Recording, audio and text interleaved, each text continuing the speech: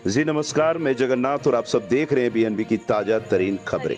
आइए आज आप सबको लेकर चलते हैं शिक्षा जगत खबरों की ओर। KN Bakshi college of education में राष्ट्रीय संगोष्ठी आयोजित की गई। इस संगोष्ठी में देश के विभिन्न प्रांतों जैसे उत्तर प्रदेश, हरियाणा, हिमाचल प्रदेश, पश्चिम बंगाल, बिहार आदि से शोधार्थी और वक्ता का आगमन हुआ। विनोबा भावे विश्वविद्यालय से भी कई पदाधिकारियों का आगमन हुआ। इस कार्यक्रम में सर्वप्रथम बख्शी जी के चित्र पर मालार्पण एवं दीप प्रज्वलन के साथ किया गया। राष्ट्रीय संगोष्ठी का विषय था नई शिक्षा नीति 2020 में शिक्षकों की भूमिका। इस कार्यक्रम को लेकर महाविद्यालय के प्रबंधन समिति, सभी शिक्षक, शिक्षकेतर कर्मचारी और छात्र सभी बहुत उत्सुक दिखे। महाविद्यालय में आयोजित यह दूसरी राष्ट्रीय संगोष्ठी है। कार्यक्रम में सभी मुख्य अतिथियों और वक्ताओं को शॉल और मोमेंटो देकर स्वागत किया गया। मुख्य अतिथि प्रोफेसर प्रमोद कुमार नाइक ने अपने संबोधन में कहा कि नई शिक्षा नीति देश के विकास के लिए अहम योगदान जन जन तक पहुंचाने के लिए लाया गया।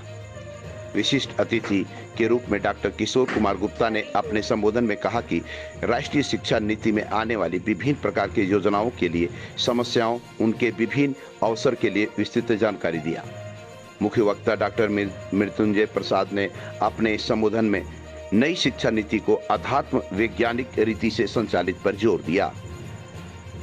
इस संगोष्ठी का विषय प्रवेश एवं स्वागत भाषण महाविद्यालय के प्राचार्य डॉक्टर अजीत कुमार सिंह के द्वारा किया गया। स्वागत गान के साथ अतिथियों का स्वागत किया गया। अनामिका ग्रुप के द्वारा ईश्वर वंदना किया गया।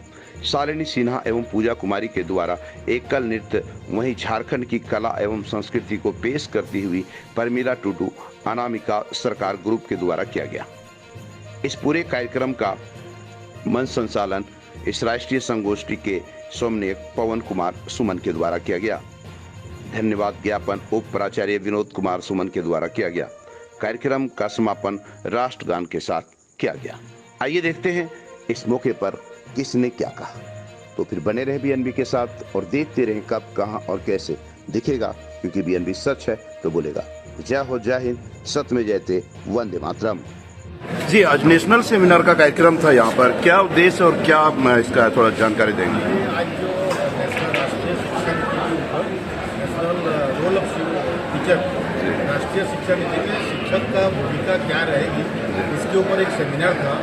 क्योंकि शिक्षक तो हमेशा अहम भूमिका प्ले करता है और राष्ट्रीय शिक्षा नीति में जो चीज़ें हैं उसको प्रॉपर वे पे कैसे वास्तविकता रूप से इम्प्लीमेंट हो और उसको कैसे इम्प्लीमेंट किया जाएगा, उसका एक जानकारी इस सेमिनार में साझा किया गया जो शिक्षक के लिए फायदेमंद होगा और वो प्रैक्टिकली इसको वास्तविक रूप में ला सके।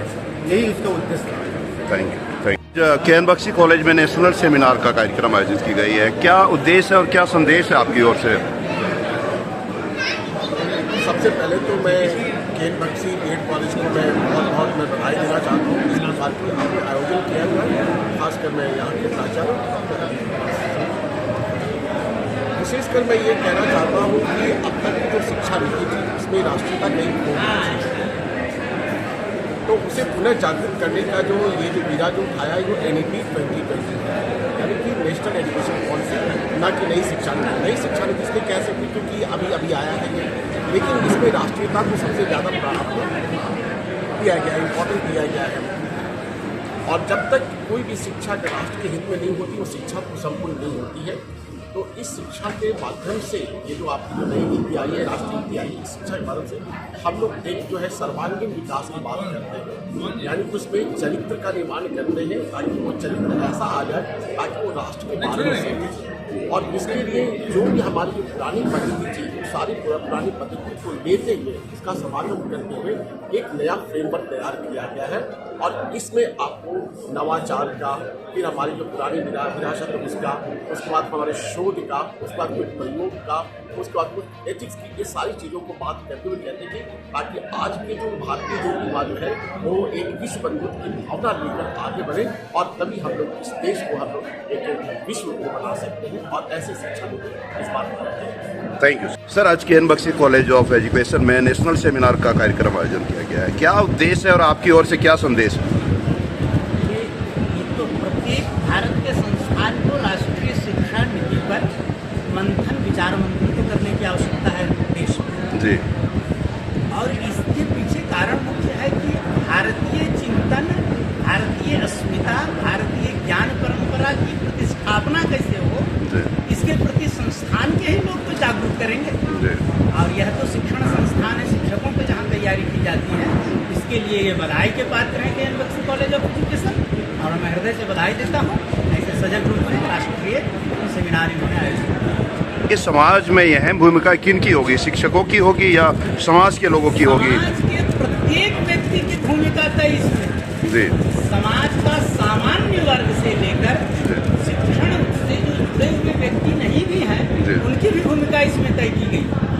अगर वह समाज हमारा जागरूक नहीं हो तो राष्ट्रीय शिक्षा नीति की उपलब्धि नहीं हम हासिल कर सकते। इसलिए समाज के प्रत्येक वर्ग, समाज, माता पिता, शिक्षक, विद्यार्थी और संस्थान, ये सभी एक साथ जब मिलेंगे तो राष्ट्रीय जो चिंतन है और राष्ट्रीय जो यह संगोष्ठी जिसका मूल विषय है कि राष्ट्रीय नीति तैयार की गई है 2020, उसकी उपलब्धि कैसे प्राप्त की जाए, इसके लिए सबकी भूमिका निरपेक्ष रूप से समाप्त है। आपने संबोधन में कहा कि आध्यात्मिक और वैज्ञानिक मतलब दोनों का तालमेल आपस में सामंजस्य होना जरूरी है। चिंतन जो है वह विज्ञान आधारित ही है, विज्ञान अलग से नहीं है।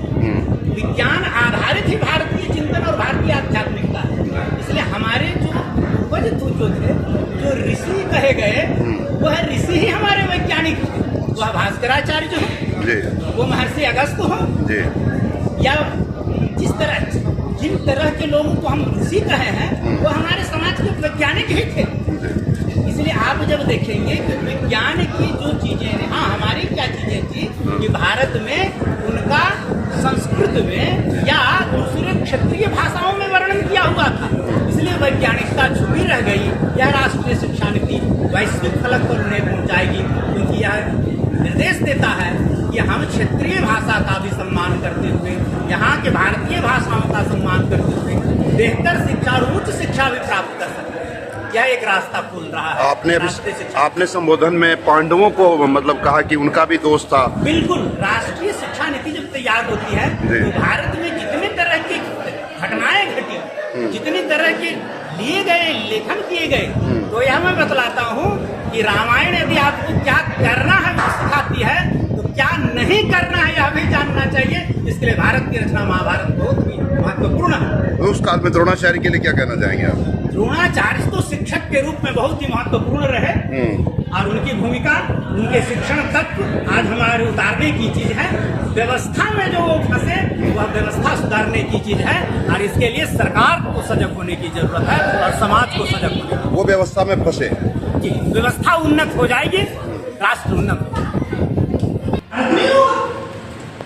दुर्योधन को लोभ था धन का और अपने साम्राज्य का हिस्सा नहीं देना चाहता था। महाभारत तो होगा ही। मैं आपको एक नई व्याख्या आपके बीच रख रहा हूं इस राष्ट्रीय शिक्षा नीति में कि महाभारत सिर्फ शिक्षा व्यवस्था के त्रुटि होने के कारण महाभारत हो गया। पहली बार रामायण काल के बाद महाभारत काल में देखेंगे कि शिक्षकों को खरीदा गया और ट्यूटर बना दिया गया। एक योग्य शिक्षक बिक गया समाज में। क्या हुआ?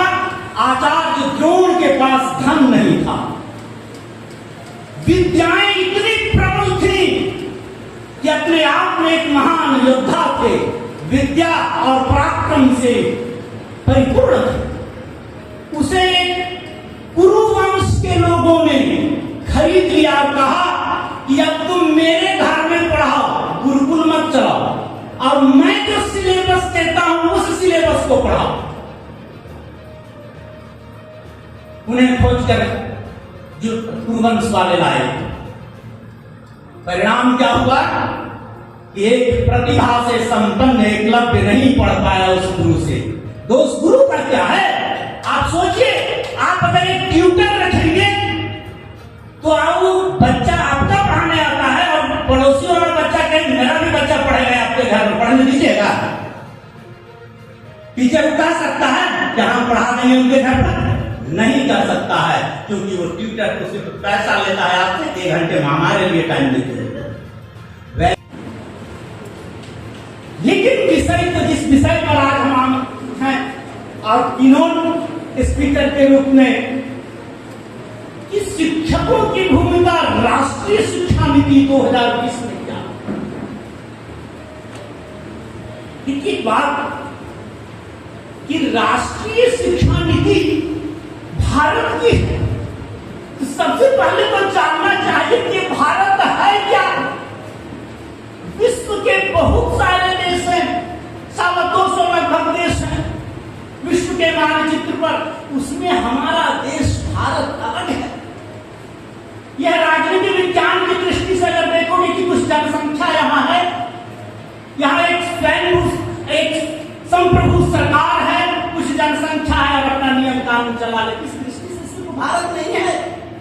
भारत की भूमि तो वो है जहां की राष्ट्रीय शिक्षा नीति बनी है कि यह देश जहां की मिट्टी को अपने मुंह से सब नारायण ने लगाया है, राम और कृष्ण बन के मिट्टी यहां का खाया है। अब यहां को गद्दारी करने की बात ही छोड़ो, यह कोई सामान्य धरती नहीं है। इस धरती को, मिट्टी को राम और कृष्ण जिह्वा से चाहते हैं, उसका राष्ट्रीय शिक्षा नीति है। इसलिए यहाँ की शिक्षकों की भूमिका तो अन्य देशों से अनन्य होगी और ये अद्भुत होगी। मैं तो कहता हूं यह अभूतपूर्व होनी चाहिए हर एक शिक्षक की भूमिका।